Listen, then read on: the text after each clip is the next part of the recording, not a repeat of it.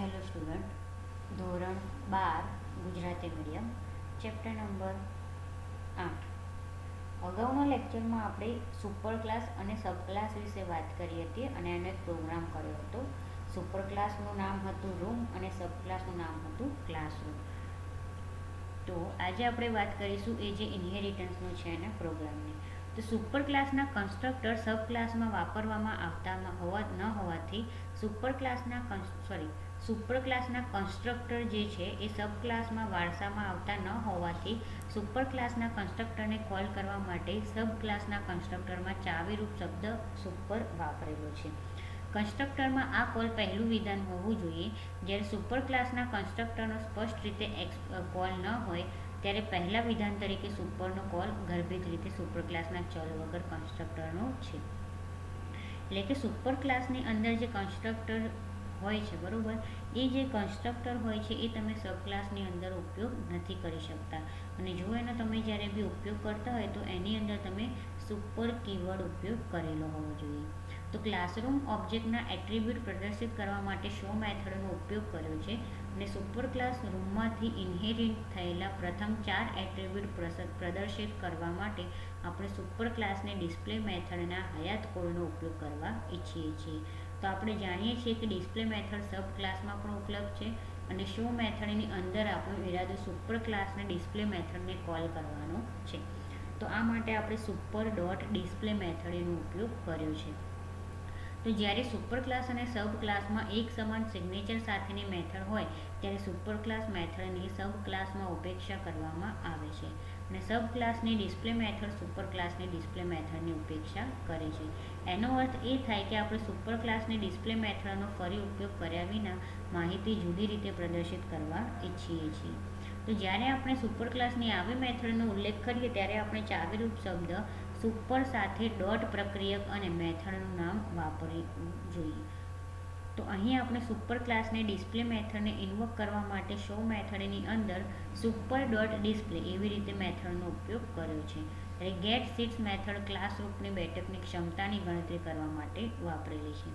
તો અહીંયા તમને કોડ લિસ્ટિંગ 8.4 આપ્યું છે.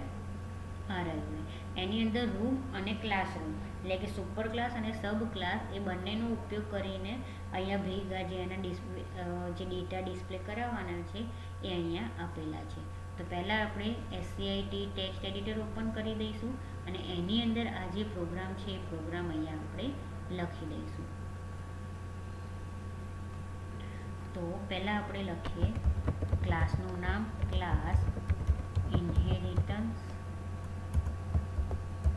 પછી છે public static void main string args. ત્યારબાદ મેથડ અહીંયા ડિસ્પ્લે કરાવીશું રૂમ R1. અહીંયા ઓબ્જેક્ટ બનાવ્યો ન્યૂ કીવર્ડનો ઉપયોગ કરીને 20, 15, 10 બ્રેકેટની અંદર byte R1 dot display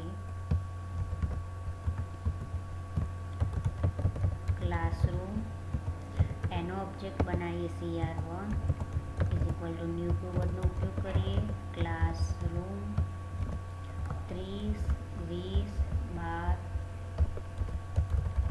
byte 3, 21 અને 3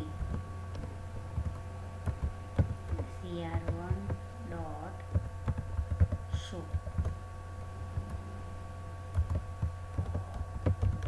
system dot out dot print LN.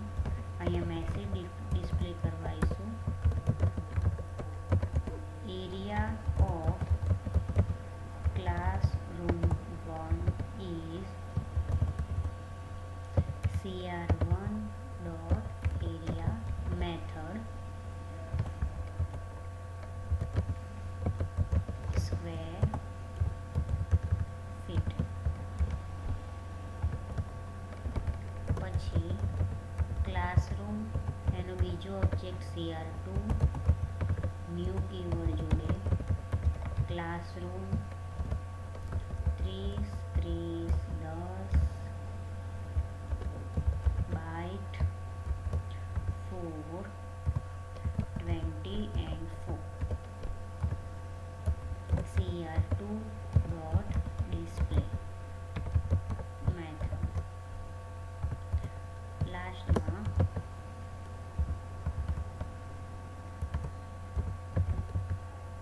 System dot out dot print ln બ્રેકેટની અંદર total number of windows room dot total windows અહીંયા એન મેઇન ફંક્શન એન્ડ થયું અને ઇનહેરિટન્સ પણ એન્ડ થયું. તો અહીંયા જે આપણે સબ ક્લાસ અને સુપર ક્લાસ હતું એ બંનેનો ભેગો કરીને એક ઇનહેરિટન્સ વાળો પ્રોગ્રામ બનાવ્યો. અને હવે આપણે સેવ કરીશું આપણા જે ફોલ્ડર છે ગુજરાતી મીડિયમ એની અંદર, અને આનું નામ આપી દઈશું ઇનહેરિટન્સ ડોટ જાવા. ઇનહેરિટન્સ ડોટ જાવા. હવે જે આપણે પહેલાં બે પ્રોગ્રામ કર્યા હતા ને એને રન નથી કરવાના. જે સબ ક્લાસ અને સુપર ક્લાસ હતું એ બંનેનું જે પ્રોગ્રામ આપણે જે બી લખવાનું હતું, જે ડેટા ડિસ્પ્લે કરાવવાનો હતો, એ બધો આપણે અહીંયા ઇનહેરિટન્સની અંદર લઈ લીધું છે. એટલે હવે ડાયરેક્ટ આપણે આ જ પ્રોગ્રામને રન કરવાનો, પહેલાં પ્રોગ્રામને રન નથી કરવાનો. એટલે આપણે પહેલાં અહીંયા કમ્પાઇલ કરીએ કે જો એરર હશે એ તમને અહીંયા બતાવશે કે ક્યાં શું એરર છે અને કયા પ્રોગ્રામમાં છે. તો અહીંયા જુઓ, જ્યાં ક્લાસરૂમ ડોટ જાવા લખ્યું છે ત્યાં ક્લાસરૂમ ડોટ જાવાવાળા પ્રોગ્રામમાં છે, અને રૂમ લખ્યું છે ત્યાં રૂમવાળા પ્રોગ્રામમાં છે. બરાબર.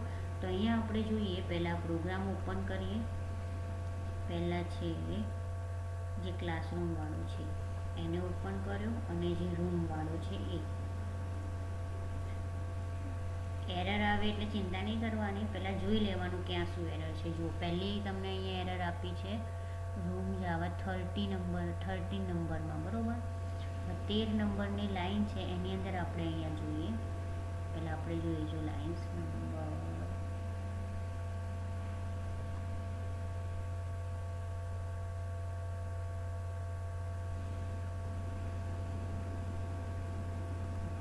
અહીં 1 2 3 4 5 6 7 8 9 10 11 12 ને 13. ઓકે. રૂમ ફ્લોટ એલ છે, અહીંયા સેમિકોલન છે, એની જગ્યાએ કોમા આવશે. ઓકે. આને સેવ કરી દઈએ. પછી ક્લાસરૂમમાં એરર આવે છે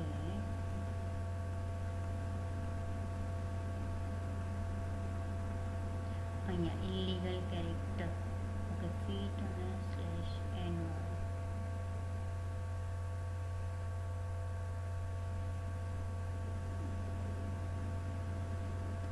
19 નંબરની લાઈનમાં. બરાબર. તો અહીંયા આપણે 1 2 3 4 5 6 7 8 9 10 11 12 13 14 15 16 17 19 આ વાળી લાઈનમાં.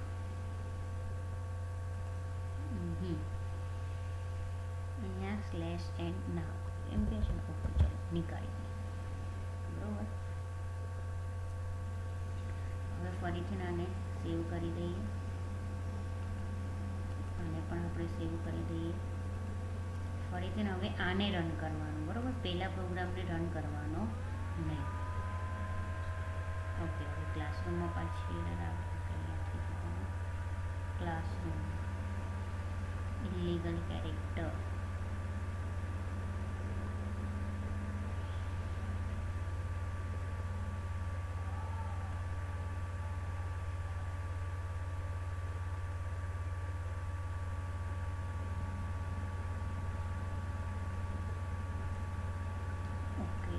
ક્લાસરૂમવાળો પ્રોગ્રામ અંદર આપણે જોયા છે.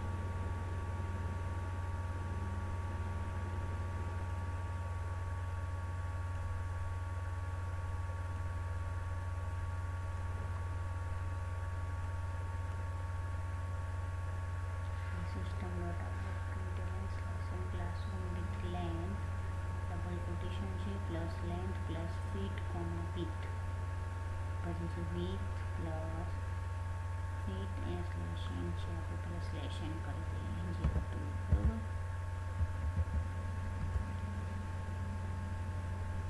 N benches plus benches each to accommodate double quotation complete plus n seats bench. Okay, seat plus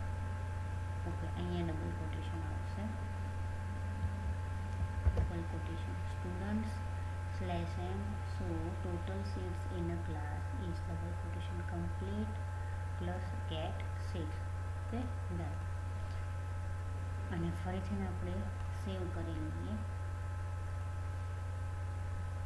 અને આને રન કમ્પાઇલ કરીએ. કમ્પાઇલમાં અહીંયા હવે એરર આવે છે રૂમવાળા પ્રોગ્રામમાં, રૂમ ડોટ જાવામાં, and Windows is equal two you cannot find symbols. Okay and Windows capital W માટે.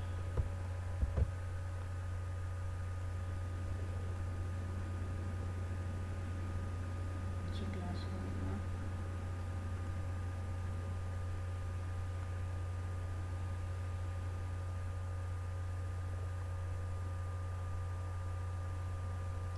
Super LWH, one second please, LWHN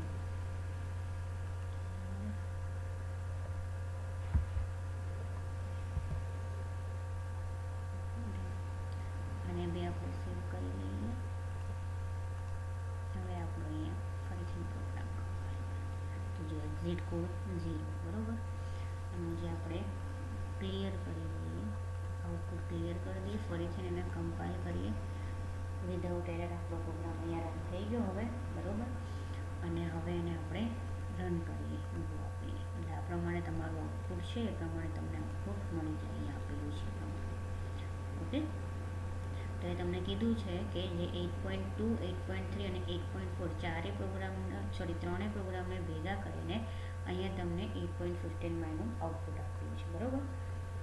તો અહીંયા તમારો જે ઇનહેરિટન્સવાળો પ્રોગ્રામ હતો એ પૂરો થાય છે. ઓકે તો આ લેક્ચરમાં આટલું જ, બાકીનું આપણે પછીના લેક્ચરમાં જોઈશું.